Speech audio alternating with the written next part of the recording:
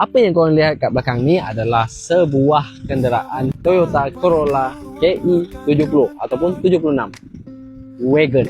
Okay guys, seperti rumah. Macam rumah, kita beli, kalau rumah tu dah lama, kita perlu renovasi untuk mencantikkan rumah tersebut. Begitu juga kereta lama.